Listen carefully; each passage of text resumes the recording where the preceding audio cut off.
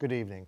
Inspired by both the holiday and political seasons, tonight we offer gadgets, giving, and greed. We will show you some nifty electronics that you may want to give to someone close to you. We'll explain how the internet gets us all so close we find ourselves sending cash to strangers just because we love their ideas. And that leaves greed. The recession is a constant reminder of it, and Occupy Wall Streeters will not let us forget how increasingly the have-nots have less and the havers have more. But greed actually is a complex of motivations that plays itself out in complex institutions. Charles Dickens knew this.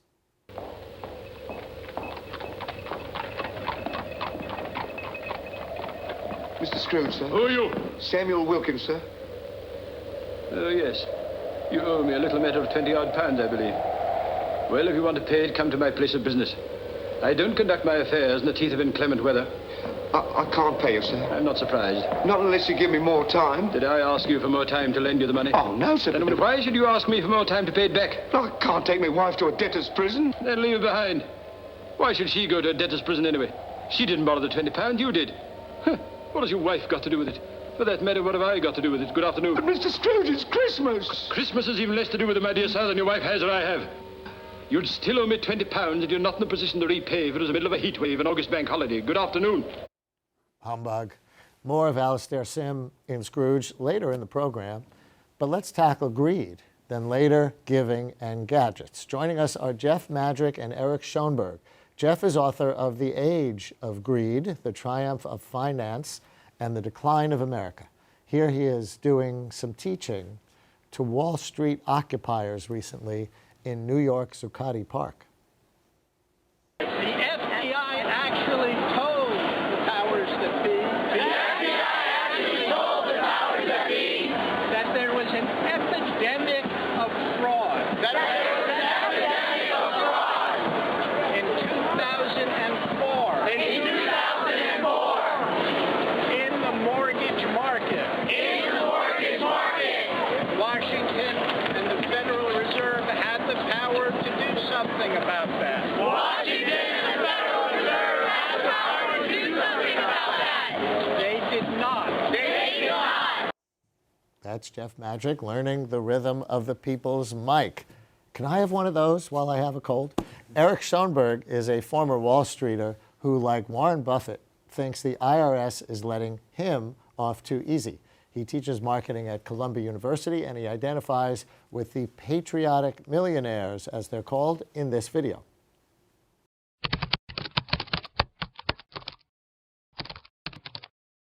Ten years ago, you made a mistake. You gave tax cuts to millionaires like me. And me. And me. You decided our country needed less money. And millionaires like me needed more. Now millionaires have more money. And our country has less. Less money for roads to transport our products. For high-speed internet, to build our technology companies. Science research, education. For universities and research to spark our innovation. Less money for everything America needs. So let's start with you, Eric Schoenberg, and welcome to both of you. Thank you. What do your kids say when they realize that their crazy dad wants to pay more taxes, not less?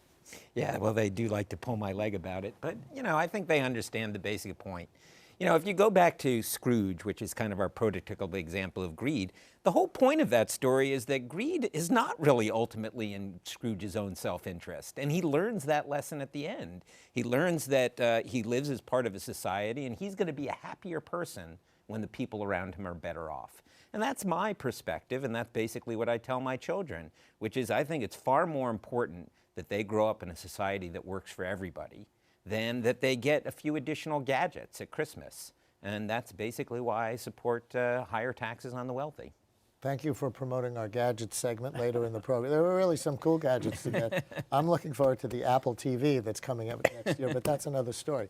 Jeff, do you think that we live in a different time now than when that version of A Christmas Carol was made, when maybe there was more of a balance between economic self-interest and some notion of common good? I think we do. I think, when I wrote this book, people would often say to me, what are you talking about? Greed always exists. But in truth, greed rises and recedes in different periods of time. And I think in the last 30 to 40 years, greed has gone unchecked, fed upon itself, and didn't merely mean more gadgets for everybody. And I completely agree with you, for very rich people, contests about who had the biggest yacht, 400 feet or 300 feet. It distorted the economy badly.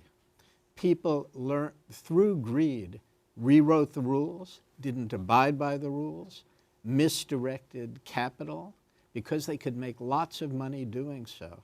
And Washington didn't know enough, as I mentioned in that little video you had to OWS.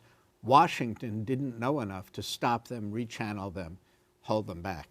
What was that like, by the way? I'll bet that's a heady experience, having the Greek chorus repeat your every line. I did it later in the evening, and the Greek chorus was more dramatic. It was 400 or 500 kids at the General Assembly, and they would repeat your line and then repeat it again, and then repeat it again because the crowd was bigger, so it was quite dramatic. But that was very early on. So in order for it to travel through the crowd of the crowd. And your audience should know they were not allowed to use any amplification equipment. The cops wouldn't let them. That's why that procedure developed. But it was early on in Occupy Wall Street. It was only 2 weeks in, the day after 700 young people, mostly young people, were arrested. So we didn't know what to expect. In fact, they were very eager to learn, very courteous. And I think that was the beginning of more respectable treatment of the Occupy Wall Street people by the nation and by the media. Eric, do you have mixed feelings about all that? As somebody who says you should be paying more taxes in your tax bracket, but as somebody who has worked on Wall Street, who is currently CEO of a technology company, did you feel personally occupied?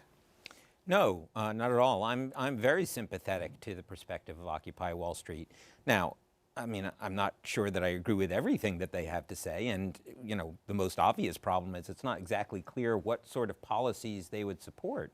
But the fundamental principle strikes me as perfectly reasonable. You know, yes, I did work on Wall Street. I am by no means ashamed about what I did, but on the other hand, you know, I do think that, I agree with Jeff. I think there is a fundamental change that has occurred. So my father was a businessman. He was the CEO of a public company starting in the mid-'60s. And I recently had a conversation with him about this point, and he totally agrees that something changed. You know, he says, look, business does require that people pursue their own self-interest, but it's very essence, if that's all you're doing, it's not likely to work very well. And somewhere along the line, over that period of time, something changed. People on Wall Street no longer believed that they had a fundamental role in making sure that capital was allocated to where it was needed. It became about trying to amass as much as you possibly can, and it didn't really matter what you did to accomplish that goal. But isn't the theory, Jeff, that by trying to amass as much as you can, that does allocate capital to where it's needed? Because consumers won't buy your products ultimately, or investors won't invest in your products if they're not selling and making money. If the market worked perfectly well, that would be the case. The market doesn't work perfectly well. I don't think Adam Smith ever believed it worked perfectly well. He described a certain kind of principle where if you sought profits, it could generate greater wealth and higher wages for all. I think we've learned in time the financial markets in particular become distorted. Speculation drives prices to crazy levels. They can be manipulated. Inside information is rampant. But so can other markets become distorted, especially as, let's call them what I think they often are, the greedy are willing to distort those markets and manipulate them and try to use their power in Washington to write the rules in their favor, which has been the case for 25 years. What does that mean, the greedy? Who are the greedy as opposed to the normal self-interested? Well, I think there is a kind of contagion. It is never enough. Oh, you only make $10 million a year. Oh, you make $25 million. What was the name of the man, the inside trader who ran that big hedge fund company? And he got information from the director at Goldman Sachs, who was formerly with McKinsey. He encapsulated it perfectly. He said that McKinsey fellow was hanging out with the centimillionaires, but he really wanted to hang out with the billionaires. Well, to get that much money, you're distorting things. Not always. Some people make billions fairly. Yeah. But you're often always distorting things, and it becomes okay. It becomes culturally acceptable in that crowd. What did you want to say? Well, I wanted to go back to this earlier point. So what I actually teach at Columbia is a class called behavioral economics. So, you know, we have this economic theory that all of this is based on, the notion that everybody acting in their own self-interest you know, leads via the invisible hand to the best outcome for all. That's the thought commonly attributed to Adam Smith. But, you know, even Adam Smith, writing 250 years ago, said, you got to regulate the banks. I mean, he lived at a time when there had recently been a banking crisis, and he understood the basic problem. You know, a lot of our natural intuitions about the way the economy works are not based by direct observation, but they're based on theories that we hear economists talk about. And economics has gone, as a discipline, has gone so far off the rails from what Adam Smith said, again, 250 years ago, to this notion that you know, just letting everybody do their own thing is going to be in everybody's self-interest. And if you buy that idea, that theory, then it makes sense to convince yourself that, therefore, the more money I make, the better good I must be doing for everybody. Can I ask what you saw of this change with your own eyes? When were you on the street? What did you do? So I worked for a small boutique firm that did merger and acquisition advisory services for technology companies in the 90s, from about 93 to about 2002. And yeah, I mean, I would say that my experience, when I started in 1993, my typical client was a small technology entrepreneur who might have built a business that was worth $5 or $10 million. And you know, for a lot of these people, you know, even investing a lifetime of work, $5 or $10 million isn't a bad retirement. And what I saw towards the latter part of the period, you know, now in the late 90s, when the internet bubble had reached its fullest fruition, was suddenly walking away with $5 or $10 million didn't seem adequate, because you were comparing yourself to people who were walking away with hundreds of millions or billions of dollars. Exactly what Jeff was talking about people on the street. Mm-hmm. Oh, totally. It happened on Wall Street as well. To the outsider, an investment banker is a wealthy person. But, you know, somebody who makes $1 million a year doesn't feel particularly wealthy when they're comparing with somebody who, you know, entrepreneurs who are their clients who have $1 billion. But also not only entrepreneurs, leverage buyout specialists, yes. Lots of, in effect, certain kinds of investment bankers, hedge fund managers on the street, and all that kind of stuff. Reportedly, traders in banking companies? Reportedly, this is even what just happened with John Corzine. Well, here's a guy who had enough money to live for the rest of his life, times 100, and he got his hands on this little investment firm, MF Global, and reportedly he wanted to get it to be the next Goldman Sachs. Yeah. So he took these big, risky bets on European debt. Yeah. And, but notice that, you know, this gets to the essence of the issue. I mean, I've met John Corzine. I wouldn't say I know him well. You know, he never has struck me as the kind of guy who's really interested in the gadgets. He's not doing it because he wants to live a fancier lifestyle. He's doing it because, you know, he believes this is a way, and this is pure supposition on my part, but it is basically ego. It's a way of establishing yourself, of proving yourself. But what's happened again is, instead of this belief system that says that the way you prove yourself on Wall Street is by, you know, supporting an innovative industry, you know, help the solar panel industry get developed, just as earlier partners at Goldman Sachs got the automobile industry started. They lost sight of that, and they focused entirely on the money. That was the only metric that mattered. Well, I go farther than that. I think the value of Wall Street was always exaggerated in America.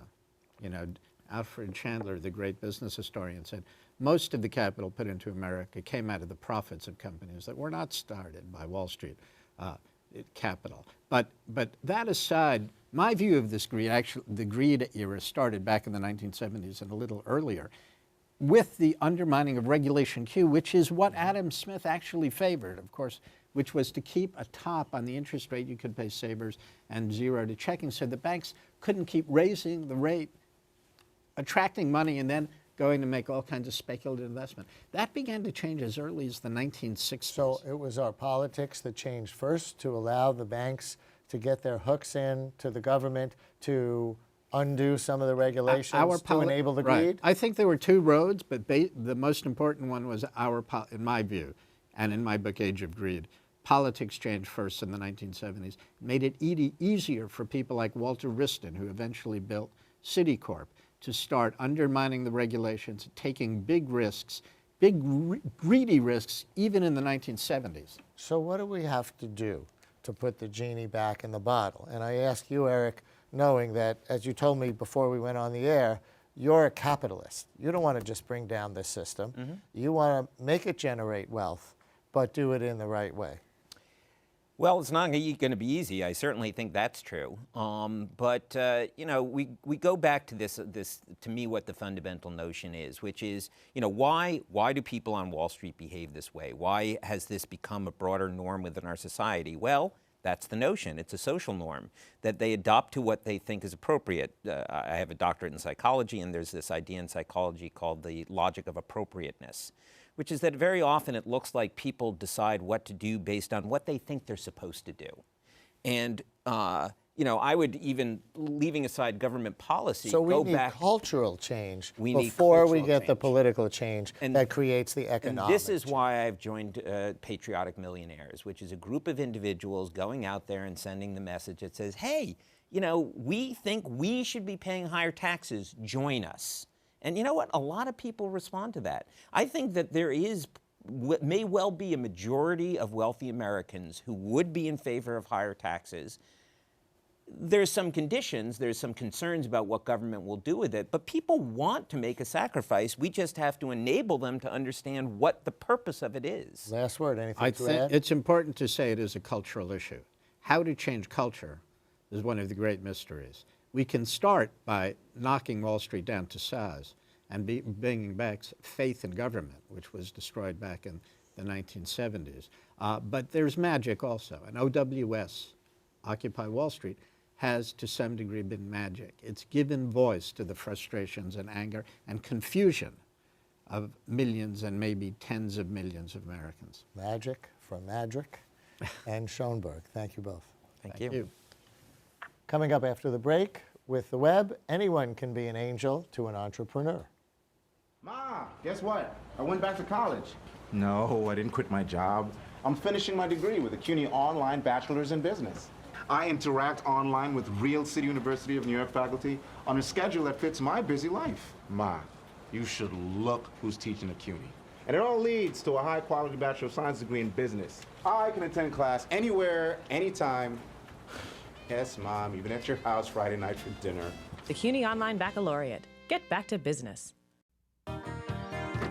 Welcome to the Solar Generation Road Trip. If you want to know how solar energy is working for America, you have to go out and ask America. We're talking to people from coast to coast who are using solar power every day. From a few panels on a homeowner's roof to large solar plants with enough utility power for a whole town. Solar energy is working for America now, saving us money, creating new jobs, and giving our world a brighter future. Welcome to the Solar Generation.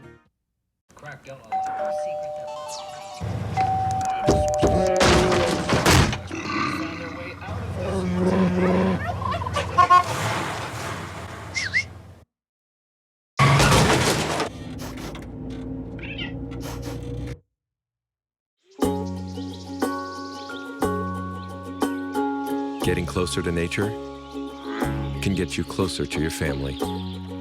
Go to discovertheforest.org. I'm lucky. Let me help you with that. I get to do something I love. It has nothing to do with touchdowns or titles. Everybody bring it in.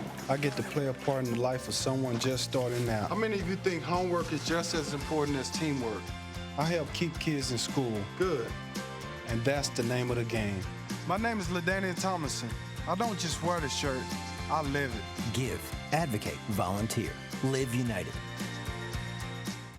It's the season of giving. Philanthropies count on the Christmas spirit to loosen our grip on our wallets. It can't get worse than this. I don't think you quite understand us, sir. A few of us are endeavoring to raise a fund to buy the poor some meat and drink and means of warmth. Why? Because it is at Christmas time that want is most keenly felt and abundance rejoices. What can I put you down for? Nothing. You wish to be anonymous? I wish to be left alone. It took 3 magical spirits to put Scrooge in touch with those who needed his help and to redeem him. Today, technology provides the magic. It enables direct contact between individual donors and recipients. DonorsChoose.org gives a voice to public school teachers looking for donations to enrich their classrooms. Kickstarter allows people to post their creative projects online and ask others to pledge financial support. And the Awesome Foundation puts together a group of 10 people to give a $1,000 grant each month to a project that they deem awesome. Joining us in the studio are Janelle Lin, who's Vice President for Partnerships and Business Development for DonorsChoose.org, and Yancey Strickler, co-founder of Kickstarter. Lucy Bernholz, a visiting scholar at Stanford University's Center on Philanthropy and Civil Society, joins us via Skype from San Francisco. Welcome to all of you. Thank you very much for coming on. And Lucy Bernholz, thank you so much for joining us from the West Coast. People can read your work. Just tell us, first of all, about what you're studying and how that fits in to the current moment in America. Sure, and thanks for having me, Brian. I've been working for 20 years trying to understand the edges of philanthropy and civil society, and that's what we're doing at Stanford now. We're running a project on philanthropy policy and technology, looking at the ways that really two overarching forces are shifting how we think about where good comes from, and those two forces are technology and market-based solutions. So the project at Stanford, which goes by the hashtag #RecodeGood, is actually looking at what kind of new rules and regulations and policy incentives we're going to need in the 21st century to guide the civil society that we want to have. So get specific. Do you think that technology is affecting our notions of right and wrong, of good and bad, not just how we get our music and things like that? Well, technology doesn't do much of anything unless we put it to that particular purpose. So it can be used for good and evil, and it can be used to find good and evil. But it's absolutely disrupting the way we have organized civil society and philanthropy.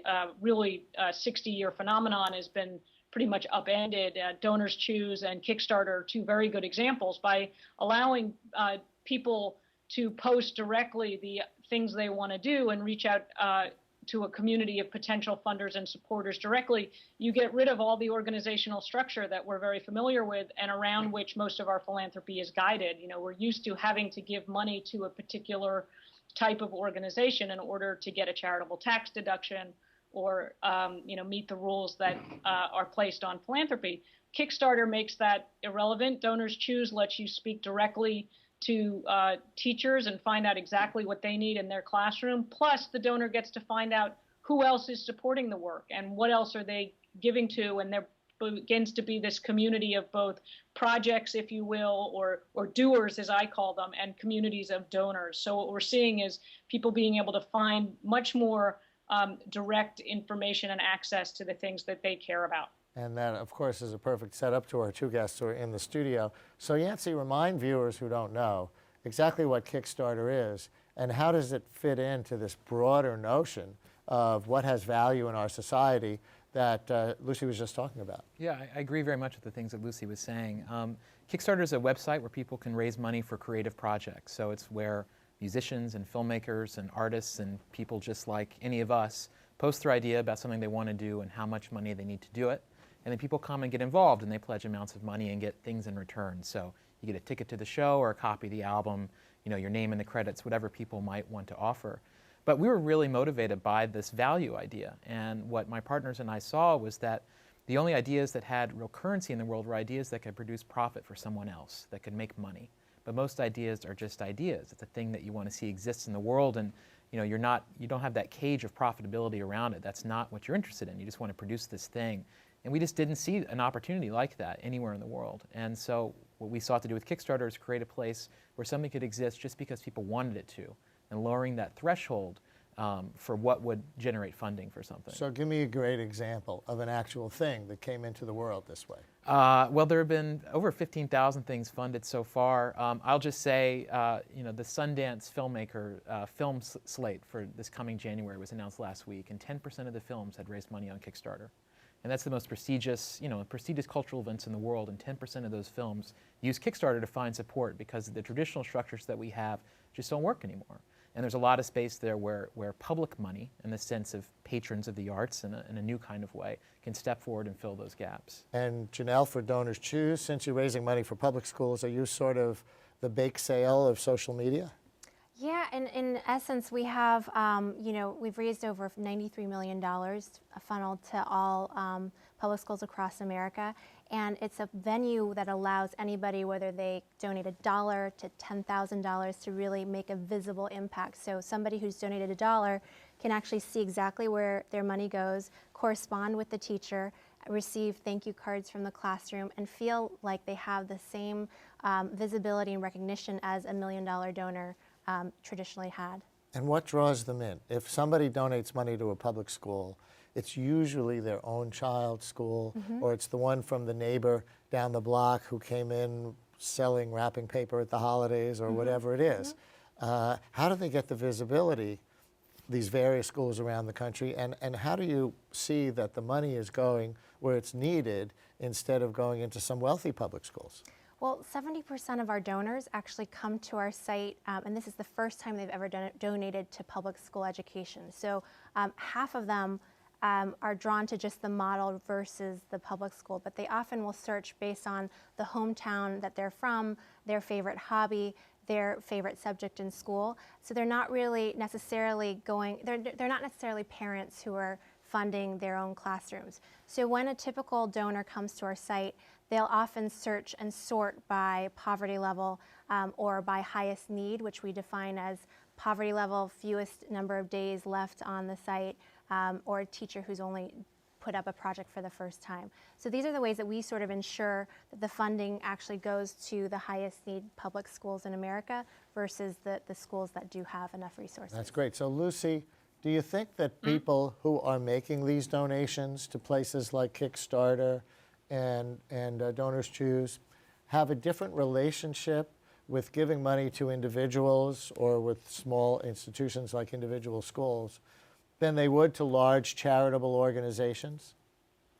Yeah, I mean, I think both of these sites allow a direct connection around a particular project. So there's that at work. There's this sense that you can support directly test tubes in a classroom, or the making of a movie, or the writing of a book, and you'll know very specifically what it is that your money is going to. There's something else at work here too, which Kickstarter has really been a profound influence on, which is what I call sector agnosticism, which is the sense that I, as a creative person or as a donor, want to see this work be created. I don't care if it's done from a nonprofit standpoint or a for-profit standpoint or in the public sector, as in the public schools on Donors Choose. I just want to see the thing happen.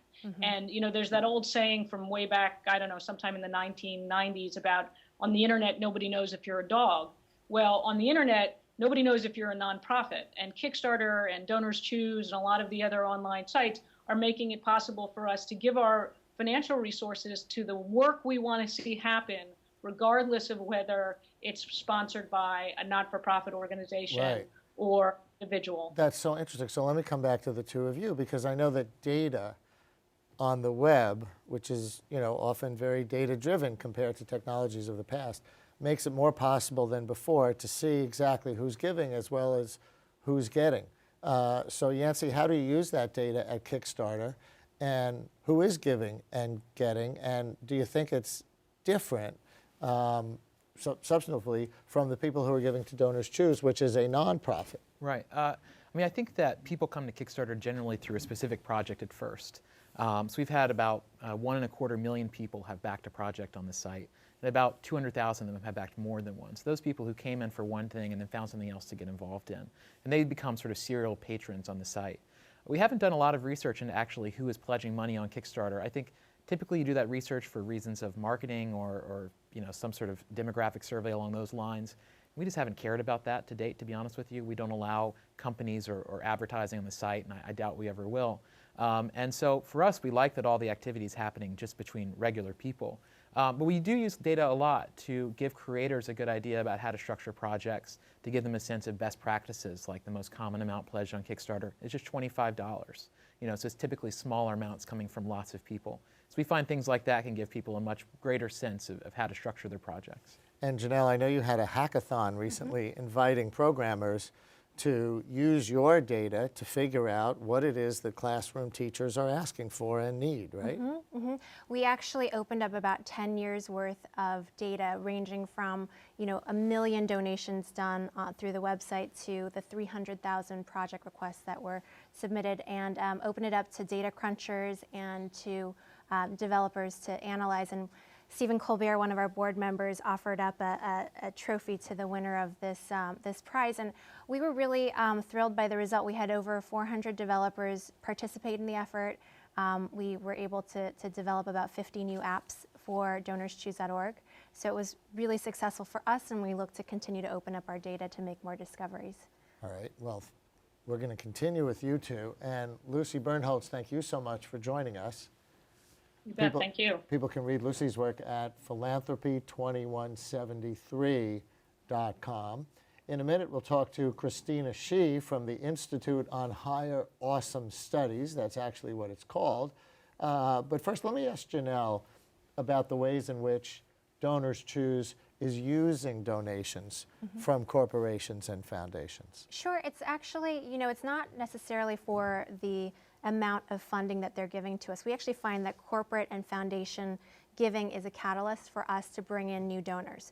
So I'll give you an example. We've partnered with companies like Crate and Barrel, Facebook, Goldman Sachs to actually fund DonorsChoose.org gift cards to enable their clients and customers to fund a classroom project of their choice. And that in turn opens us up to thousands of donors that wouldn't normally have heard about us.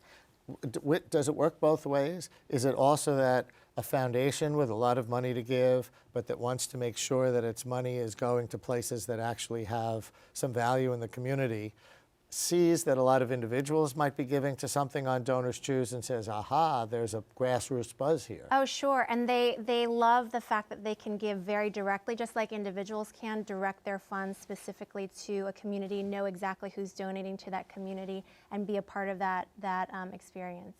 So we've got Christina Shi of the Institute on Higher Awesome Studies with us now via Skype from Boston. Welcome, Christina. Thank you very much. And who's to say what's awesome anyway? Anyone can say what's awesome. It's our job to make those awesome ideas happen. So how does it work? What do you do? So Awesome Foundation was started by a group of just friends who decided to each set aside $100 of their own money towards something that was awesome every month. So they give out these monthly grants of $1,000. And anyone can apply. It's a super short application, really, really easy to do.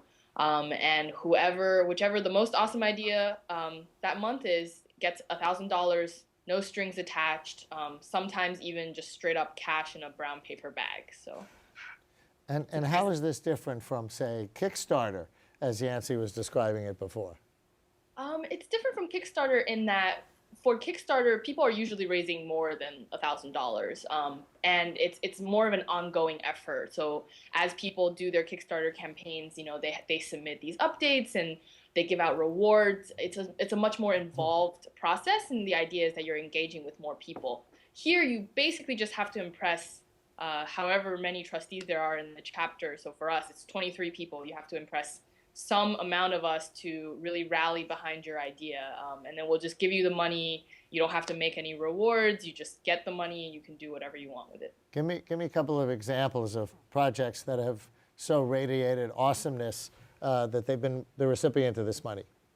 Yeah, so this last month in Boston, we funded a project called Operation Dino Blasters, which was a teacher in a pretty poor area of Boston wanted to take some of his students, some of whom had never even left the area, to be able to go to the museums here, to take them to DC to go on a dinosaur finding safari. And his idea was that these kids really, really love dinosaurs, and to give them the opportunity to go to a totally different place to pursue one of their interests, he thought was a really good one. So we gave him the funding to go and do that. And who are the people who fund these projects? Are the same small groups of people giving $100 every month? Right. So we started here in Boston with 10 people. We now actually have 29 chapters on 4 continents around the world. So That is 29 different streams of $1,000? That's right. In Boston, we actually grew to 23 trustees, so we give out $2,000 every month to two different, $1,000 to two different projects. So you're both smiling. What is this, Janelle? Is this, I wish I had thought of this? No, I love the idea. I think it's just this trend of, philanthropy today is no longer about big gifts. It's about participation, and whether it's 23 people or, in our case, thousands of teachers, it's enabling donors to sort of give in the way that they feel comfortable. Yancey? Yeah, I love Christina. I love the Awesome Foundation. I like that. I think there's an undercurrent of all these things that we're not accepting the world as it exists. We're not settling for the water we swim in as being reality. We're really empowering people to change their lives and to change the world and do it in ways big and small. And I think that's a pretty revolutionary idea. And Christina, is there really an institute? Is it just a joke to call it the Institute for Higher Awesome Studies and it's just a funding mechanism? Or is there some kind of institute? Well, as with all things Awesome Foundation, everything is sort of a joke and sort of real. So the Institute isn't actually a school, but it is the Awesome Foundation's nonprofit wing. What we're focusing on is starting new chapters specifically with the goal of doing good as well as awesome. So going into places that need a lot of development and revitalization help, and using the same informal Awesome Foundation small grants method to encourage communities to innovate. You're all getting money to some meaningful degrees. Does it tell us that young Americans today believe in entrepreneurship and capitalism despite Occupy Wall Street? Does it mean that they believe in the not-for-profit sector? I know Lucy was saying before that people are not making that distinction between for-profit and not-for-profit, but they're thinking of worthy causes, even though, more grown-up people think everybody's cynical now. What does it tell us about today's generation? I think our generation really wants transparency, whether it's in Yancey's case, getting some feedback in the form of an album, or in our case, a cost report detailing exactly where the money is going to. So whether it's for-profit or nonprofit, as long as they can see the transparency, the accountability behind this creativity and entrepreneurship, that's a valid cause. For Kickstarter, I see that there is a generation that really will always indulge their creativity. I think that as we get older, it becomes harder to do the things that we feel truly passionate about. But for people, 35 and under, I think that's less true, and that there is this need to express yourself, and that's a lot of what the web has done. And so at the same time as I think we see a lot of art as being somewhat, less important in the economic apocalypse that we're in, still, $120 million has moved through Kickstarter to projects by normal people from all around the country.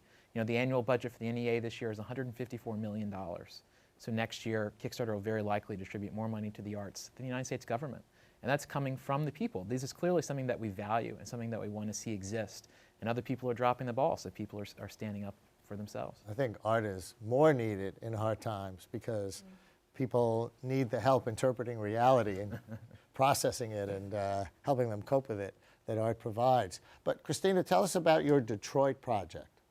Yeah, so we received a large grant from the Knight Foundation to start Awesome Foundations around the idea of community news and journalism.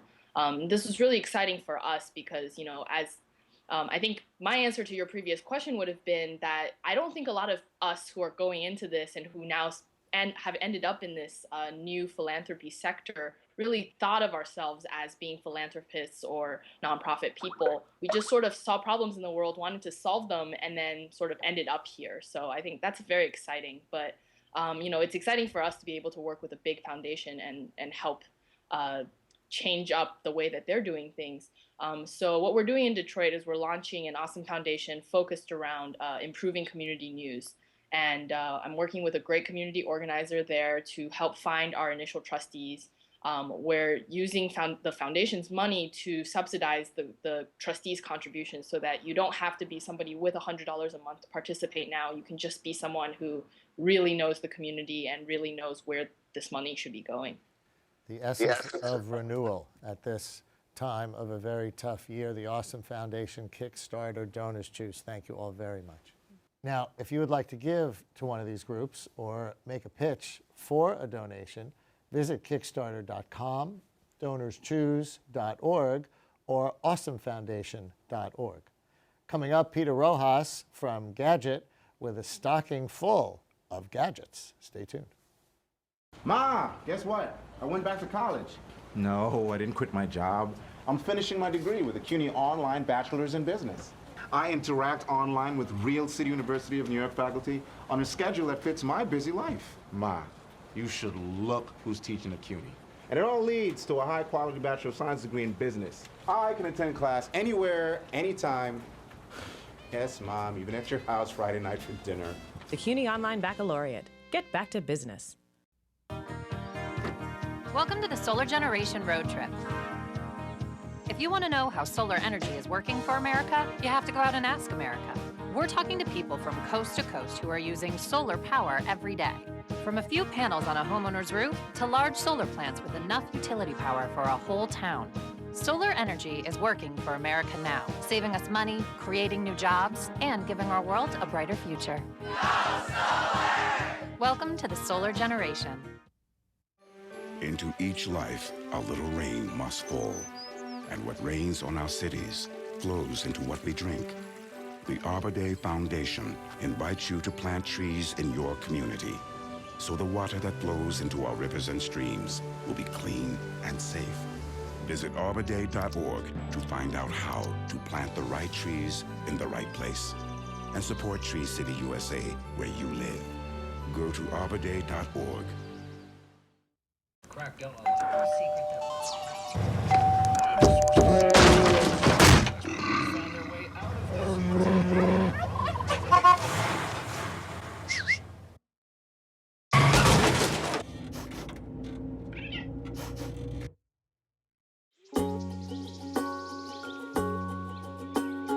Getting closer to nature can get you closer to your family.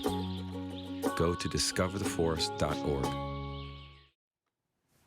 Every century has its gadgets that kids and grown-ups want for Christmas. Dickens' Tiny Tim longed for those mechanical toys that the Cratchits couldn't afford because Scrooge was such a Scrooge.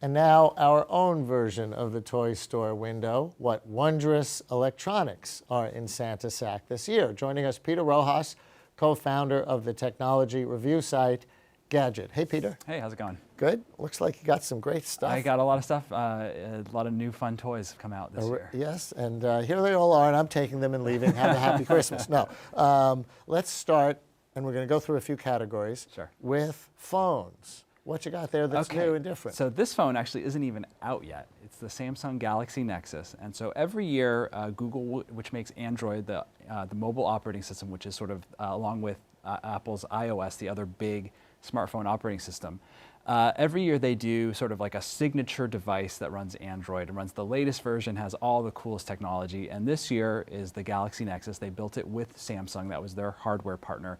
But Google designed all the software, and it has the latest version of Android, which is Android 4.0. It's called, nicknamed Ice Cream Sandwich, and they name all of their versions of the OS after a dessert. So the last one was honeycomb, and before that they had like frozen yogurt and stuff like that.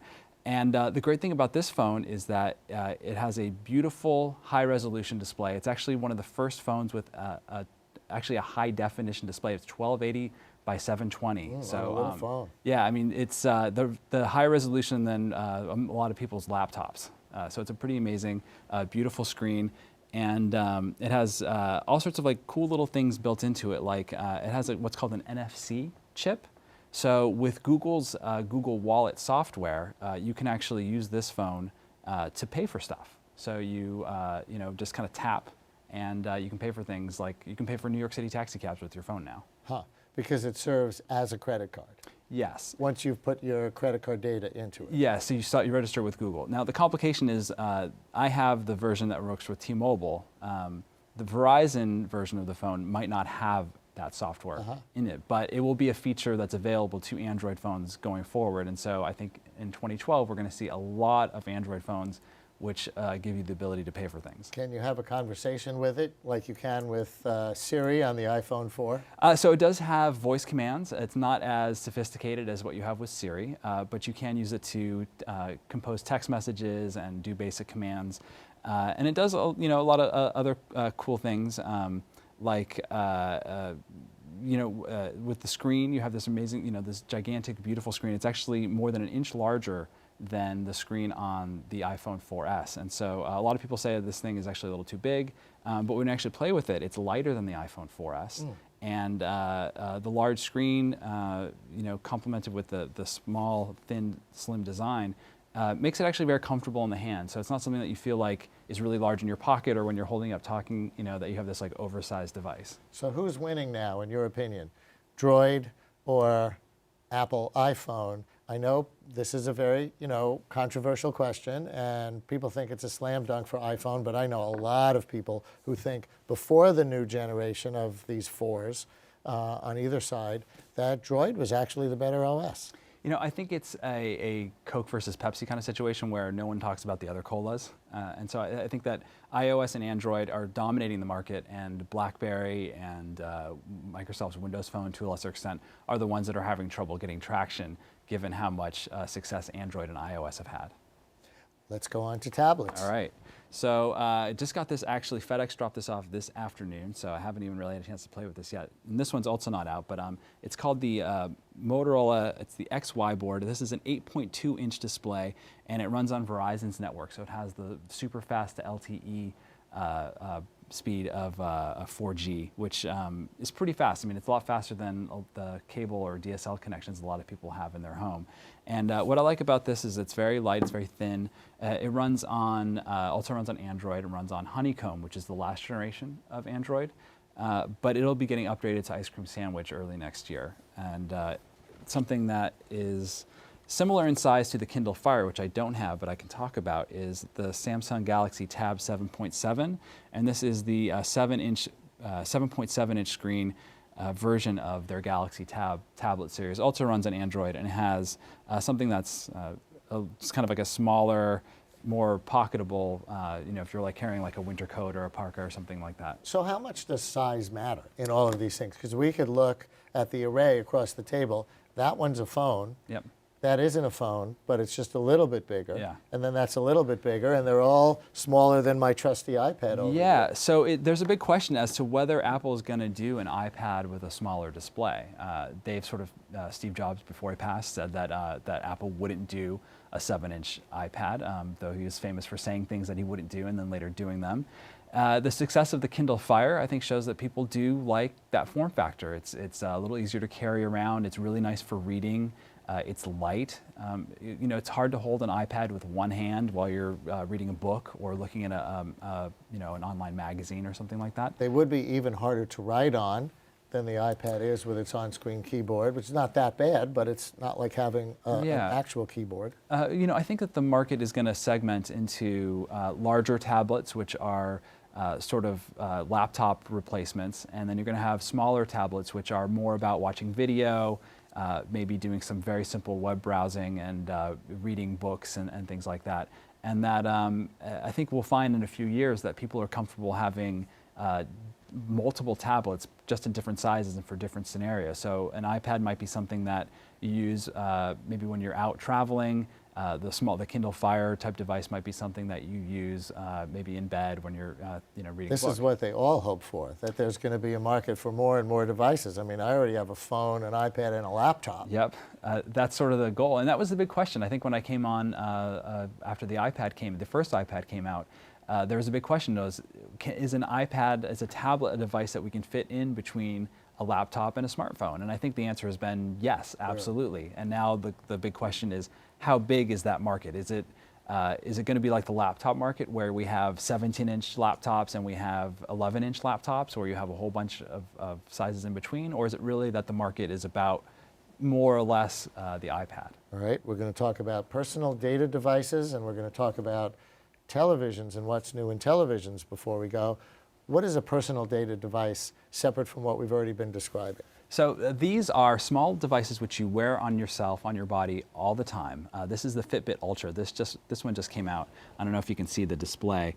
It shows how many steps I've walked per day, which is about 10,000 or so, 11,000. How many miles I've walked, how many calories I've burned, floors I've walked at the time. And this is something that syncs wirelessly with my computer, so it's always updating that data to the web. And so I can keep track how many steps am I walking every day, and I can go back historically and look at that so that I can reach my goal of 75,000 steps a week. I can rank myself against my friends and see if I'm walking more and if I'm more active than they are. This is the Moto Active, which is a new watch. It does something similar. This actually is running on Android, amazingly enough. A very kind of interesting implementation of it. This has storage, so you can put your music on it and connect headphones and listen to music. But what it does is it also tracks your activity. They have accelerometers, a little bit like the technology that's in the Wii, the controller for the games. And you can kind of tell it, I'm cycling, I'm walking, and it can keep track of your activity in real time. Why do we need to know this? And I'll tell you, about 3 years ago, Philips gave me something like the little one you were showing us. That was a prototype of one like that they were developing. They gave me one for review, and I found that I just wasn't that interested. I used it for a few days, but I didn't really care how many steps I walked and things like that. So I've had the Fitbit for about 1.5 years, and it's actually really changed the way that I live my life, believe it or not. I think when you have that sort of real-time feedback on what you're doing, it makes it easier to sort of, you can sort of say, well, I could be more active, but I don't really know, With the Fitbit, I've actually been able to sort of say, well, on the weekends, actually, I walk less than I do during the week, because during the week, I'm running around going to meetings and things like running errands. And then on the weekend, I'm actually sort of more hanging out at home and watching TV and playing video games. So on the weekends now, I make a greater effort to get out and about and to do things. And I think what these devices do is they let us know, with accuracy, how active or inactive we are. And how many calories we burned in the normal course of our lives, and that's how much we can cut from our runs or our bike routes because we've already processed them. Is that it? It's actually funny how I do, when I think about my day, when I think about if I'm going to maybe skip the gym on a certain day, I think about, well, how active am I going to be throughout the rest of the day? And I think, what we're finding is that being just generally active is really the best way to stay fit. And that there were studies that show even if you go to the gym and then the rest of the time you just sit on a couch, you're not necessarily going to get any healthier. And so what these devices do is they encourage you to be more generally active throughout your whole life. Before we run out of time, what's new in televisions for the holiday? Yeah, so the big story this year is the success of these little boxes, and this is one from Western Digital called the Live TV. Roku makes a similar sized box, and Apple TV, of course. And these are tiny little... Apple TV doesn't exist yet, right? Well, there's Apple TV, which is a little box that you can connect to your regular TV. And whether or not Apple actually makes a real TV with their technology in it is something that we haven't seen yet. But what these things are is they connect to the internet, and then you connect through HDMI, you connect it to your television or to your home theater system. And it lets you stream video content off of the web. And so this box works with Hulu, works with Netflix, it has YouTube, and you can also stream music services like Pandora or look at your photos on Flickr. And it's a really great, these things cost like $100. I think like the cheapest Roku starts at $50. And so if you're someone that wants to cancel their cable service, and I was spending $100 a month. I know we're on big cable, but sure. If you're spending a lot of money on cable, you can cancel that service and get a box like this, and still watch a lot of the same programming that you're used to enjoying. People watch us on the web too, by the way, not just on cable, which is a perfect example of what you're talking about. Well, and what you need is an app that works with the Roku box, so that people can still access the content that way. Has Apple found that app? Yeah, so the rumor is that Apple is going to come out with some revolutionary new approach to television, and we're starting to see with the iPad, which is coming out with apps like HBO Go and other sort of network-specific applications for viewing content, that Apple might have some sort of update, either actual television or maybe an update to the box like this that they sell, where you are able to access all that content that you enjoy without necessarily having to have that cable subscription. All right. Which of these do you covet for Christmas? That's a tough one, but I think the Galaxy Nexus is the one that I went out of my way to buy and spend my own money on, which is kind of to me the benchmark for whether or not I really love a product. Putting you in that category along with many Americans of self-gifters at the holiday. Yeah, it's a little bit of a problem. People are afraid to buy gadgets for me because they know that they can't get it wrong. And actually, that's a problem with buying gadgets for others, too. How do I know whether somebody's going to want a tablet or a personal data device? It's a very personal thing, actually, to buy for somebody else. It is, and one of the things that, not to plug my own website, but one of the things that we have on our site is you can go and create lists of the gadgets that you want. And so actually, I find it useful for my friends that are on the site is I can go and take a look and they see what they actually are wanting, whether it's for Christmas or otherwise. I'll plug your website, gadget.com. It's GDGT. Yep. That's gadget without the vowels. Gadget, GDGT.com. Peter Rojas, great, thanks a lot. Thank you. Holidays. And that's our program for this week. Next time, 2011, an historic year. The Arab Spring, the politics of recession, leaving Iraq. We're here every week at this time. 7:30 Wednesday evening is our first airing of the week. And tune into my daily radio program on WNYC each weekday starting at 10 a.m. Tomorrow, Henry Louis Gates. Talk to you then.